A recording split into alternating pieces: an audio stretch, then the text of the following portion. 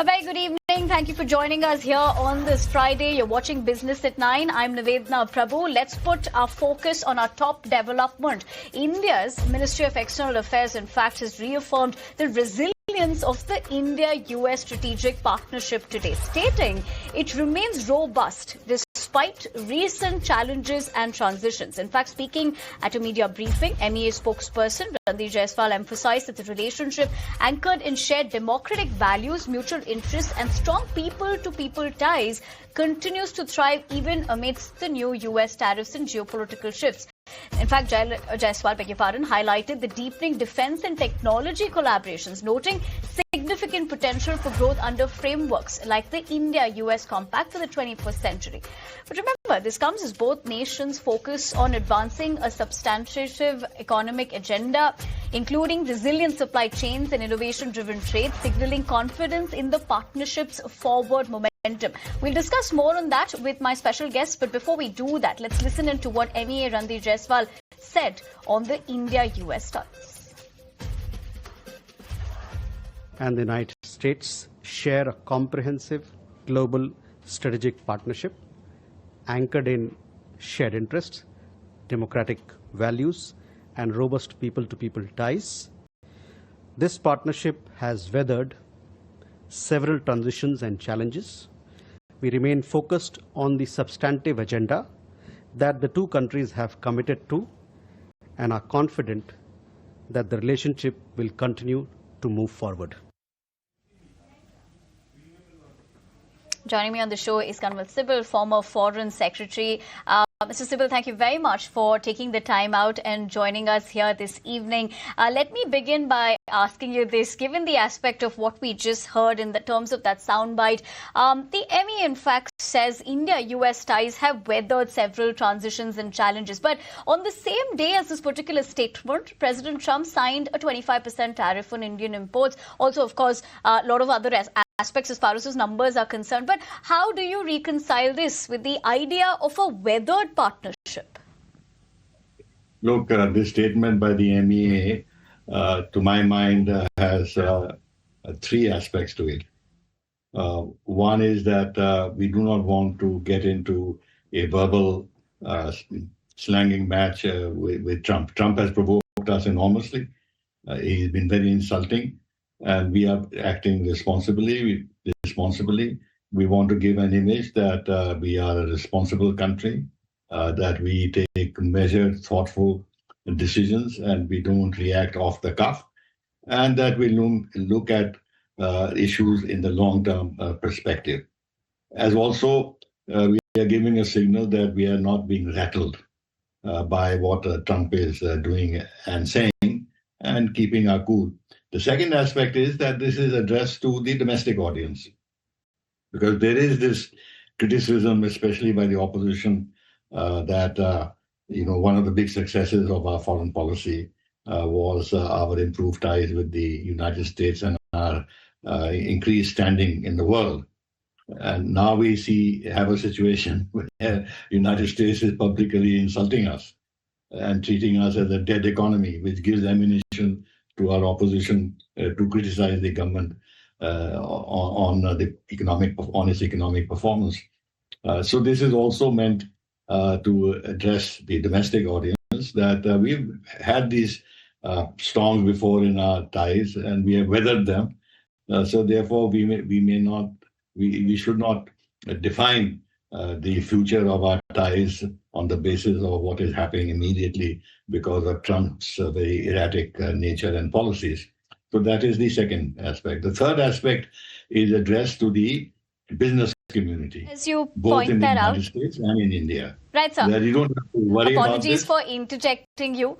But, you did make that opening remark about, how India is in fact acting responsibly, but Trump going on to, point out arm twist perhaps in its own sense, because the US president also called India's economy dead while simultaneously pushing for a trade deal.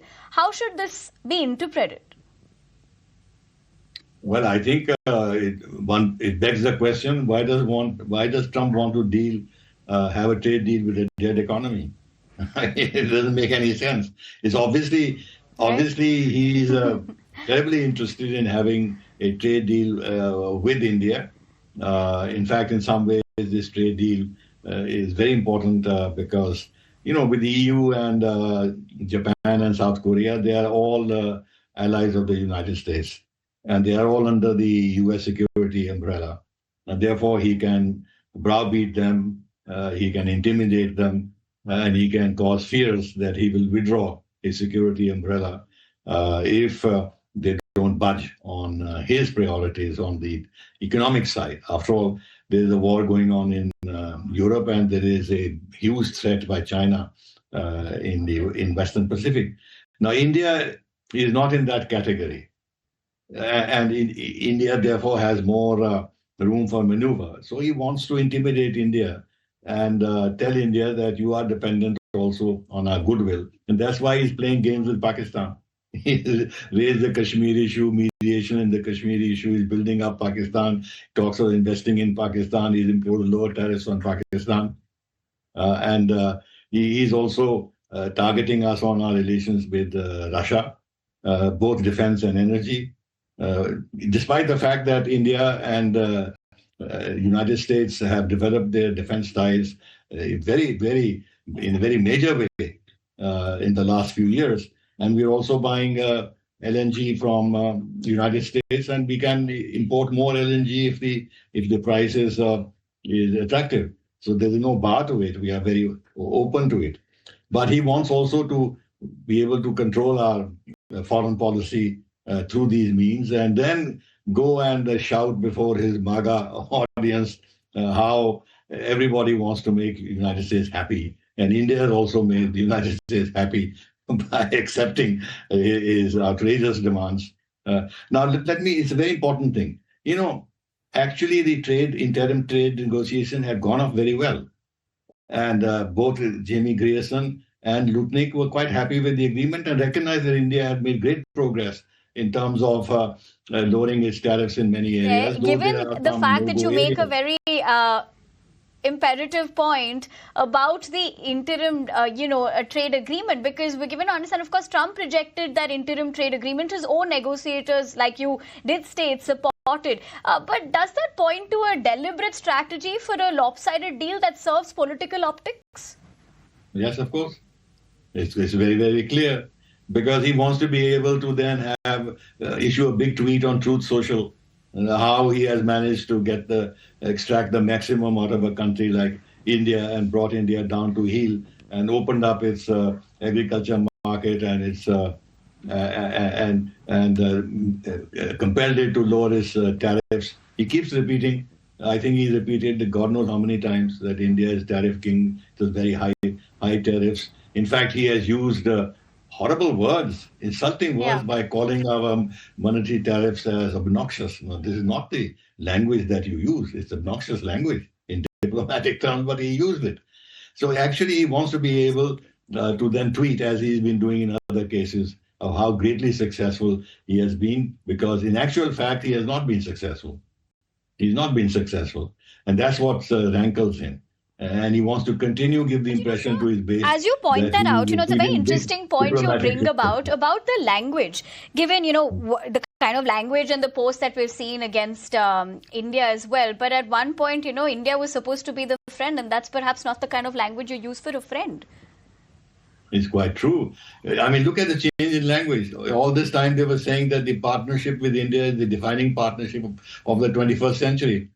And suddenly he says that India is a dead economy. I mean, I don't know why he wants to have a trade deal with a dead economy. And he's very pejorative in the language that a tone of he uses against India. So obviously, there is something very wrong in his understanding of relations with India. He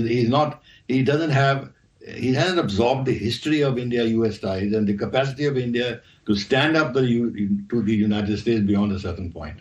He's not realized that. He thinks that like Europe and Japan and Korea, since they are dependent on the United States for security, as I said earlier, he can get his way with them. Yes, we are interested in a positive ties with India. We want to increase ties in all domains with India. India is very vital for our modernization, for our development, for our economy, for achieving our economic goals. But it has but we have to protect our vital interests. We cannot give him control over our foreign policy, and in some respects, our domestic issues like the agriculture part of it and the dairy part of it, especially the agriculture and GMOs and everything else. True. We're not going to budge on that. Therefore, at the end of the day, let's see what happens. It's a tussle of wills. And he'll make us, I suppose, suffer. But then he's capable of stepping back and changing his tune and reversing himself. So one really does not know which way the whole thing will go, because his strategy is to escalate to de-escalate.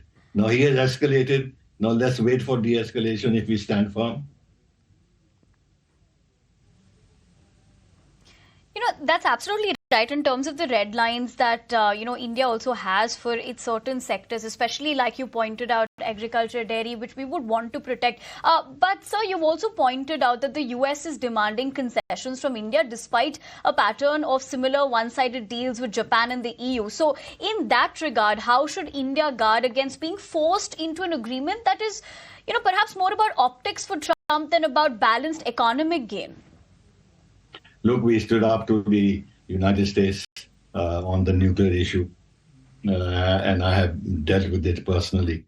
The enormous pressure on us. They put enormous sanctions on us. We were very weak at that stage. We didn't have many options. Today, we are a much stronger country. We have many, many more options. So we can't be intimidated that easily. But that doesn't mean that we have ourselves to act irrationally. If Trump acts irrationally, it doesn't mean that we have to reciprocate. We should act sensibly, and to that extent, as I said, the statement made by our spokesman has been very carefully worded to keep the doors open, to give a signal to the American business community, which is interested in India, continues to be interested in India, that we are open. We just want a fair deal. We don't want this intimidation and extraneous issues being brought into our relationship on the economic side. And also to reassure our business community, our own business community, that we are not looking for a showdown with America, that we don't want your interests to suffer. And therefore, we'll keep our doors open. We'll act sensibly. We'll speak responsibility, but we'll remain very firm when it comes to our core interests. Absolutely, and that's perhaps what has been reiterated on multiple occasions, even by Commerce Minister Piyush Goyal, saying that no matter what the deal is, it should be a fair one, which is mutually beneficial for both parties that are involved. But, sir, thank you very much on that note for taking the time out, joining us here this evening. We really appreciate it. Great to have you once again, in fact, back on the show like always. But for the moment, that's all I have the time for in terms of this edition, because we're slipping into a quick break here on Business at 9. Stay with us. We're going to be right back with lots more on the other side as far as top developments are concerned.